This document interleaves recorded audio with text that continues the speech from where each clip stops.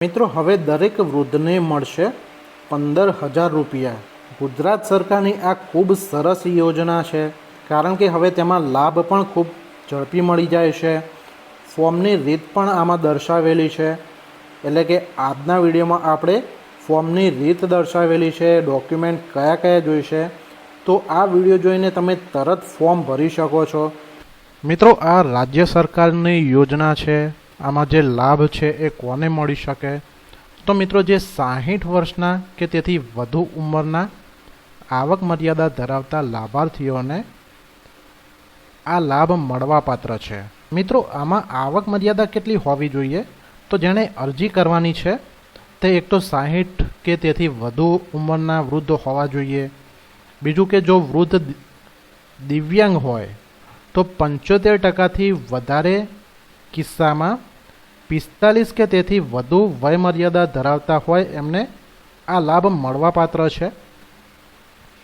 21 વર્ષ કે તેથી વધુ ઉંમરનો જે પુત્ર હોય કે પૌત્ર હોય અને જો હયાત હોય અને તે માનસિક અસ્થિર અથવા તો દિવ્યાંગતા ધરાવતો હોય અને જે પુત્ર કમાવવાને અશક્તિમાન હોય અથવા તો તેને કેન્સર, ટીબી જેવા ગંભીર માંદગીથી પીડાતા હોય તેમને આ લાભ મળવાપાત્ર છે।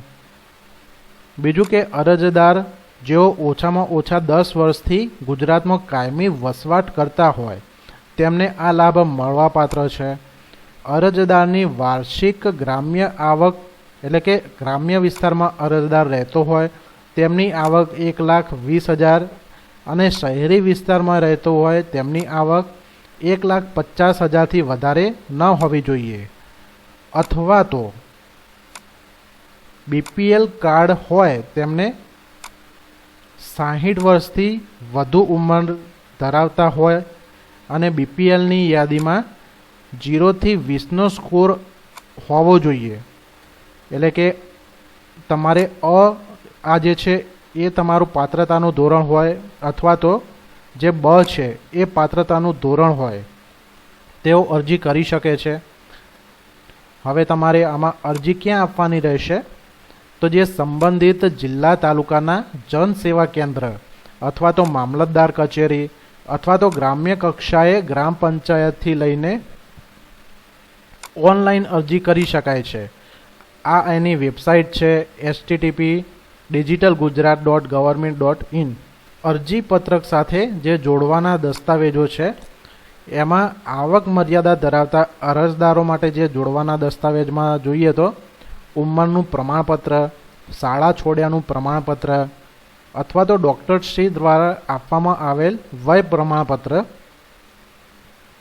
આવકનો દાખલો જોઈશે, પછી દિવ્યાંગતા હોય તેવા કિસ્સામાં દિવ્યાંગતાનું પ્રમાણપત્ર, 21 વર્ષથી મોટો હોય તેવી મોટી ઉંમરનો એટલે કે તમારો જે પુત્ર હોય 21 વર્ષથી મોટો નથી તેનું પ્રમાણપત્ર, Aadhaar card, bank post office account એટલે કે તમારી જે સહાય છે ડાયરેક્ટ બેંક અથવા તો પોસ્ટ ઓફિસના એકાઉન્ટમાં જમા થશે તો આની ડિટેલ એટલે કે તમારી જે સેવિંગ બુક હોય એ સેવિંગ બુક આપવાની રહેશે। પછી રેશન કાર્ડ, ગરીબી રેખા નીચે સમાવિષ્ટ થતા અરજદારો માટે જોડવાના જે દસ્તાવેજો છે એટલે કે જો બીપીએલ કાર્ડ હોય તેમના માટે જે દસ્તાવેજ જોઈએ તો ઉંમરનું પ્રમાણપત્ર, શાળા છોડ્યાનું પ્રમાણપત્ર અથવા તો ડૉક્ટરશ્રી દ્વારા આપવામાં આવેલ વય પ્રમાણપત્ર, જે ગ્રામ્ય વિસ્તારમાં રહેતું હોય અને બીપીએલ કાર્ડ હોય તેઓ 0 થી 20ના સ્કોરમાં સમાવેશ થયા હોય તેનું પ્રમાણપત્ર। હવે મિત્રો આ યોજનામાં લાભ કેટલા મળવાપાત્ર થશે? તો 60 થી 79 વર્ષ સુધીના લાભાર્થીને 1,000 રૂપિયા અને 80 થી વધુ વયના જે લાભાર્થી હોય તેમને 1250 માસિક ચૂકવણી કરવામાં આવે છે, એટલે કે આટલી સહાય મળશે। અને સહાયની ચૂકવણી કેવી રીતે થશે? તો ડાયરેક્ટ બેંક ટ્રાન્સફર એટલે કે ડીબીટી દ્વારા ડાયરેક્ટ તમારા જે એકાઉન્ટ છે એમાં જ પૈસા આવી જશે। અરજીપત્રક ક્યાંથી મળશે? તો મિત્રો અરજીપત્રક જિલ્લા કલેક્ટર કચેરીમાંથી અથવા તો મામલતદાર કચેરીથી આ અરજીપત્રક વિનામૂલ્યે મળવાપાત્ર રહેશે. ગ્રામ્ય કક્ષાએથી જે વીસી હોય તેમાં જઈને તમે ઓનલાઈન અરજી પણ કરી શકો છો અને આ જે લિંક આપી છે આ લિંક પરથી તમે ડાયરેક્ટ અરજીપત્રક ડાઉનલોડ કરી શકો છો. હવે આ મંજૂર નામંજૂર કરવાની જે સત્તા છે એ મામલતદારને આપવામાં આવે છે. યોજનાનું અમલીકરણ કોણ કરશે? તો મામલતદાર કચેરી, જે તે વિસ્તારની મામલતદાર કચેરી હોય એ મામલતદાર કચેરી યોજનાનું અમલીકરણ કરશે. અરજી નામંજૂર થતાં તમે કેટલા દિવસમાં અરજી અપીલ કરી શકો છો? તો 60 દિવસની અંદર તમે અપીલ કરી શકો છો. એ કોને કરવાની રહેશે? તો પ્રાંત અધિકારીશ્રીને અપીલ કરવાની રહેશે. આમાં મિત્રો સહાય ક્યારે બંધ થઈ જાય છે? તો લાભાર્થીઓનું જે અવસાન થાય છે અને અરજદારના વારસદારોએ મામલતદાર કચેરીને જાણ કરવાની રહેશે અને આ જે લાભ છે એ બંધ કરાવવાનો રહેશે.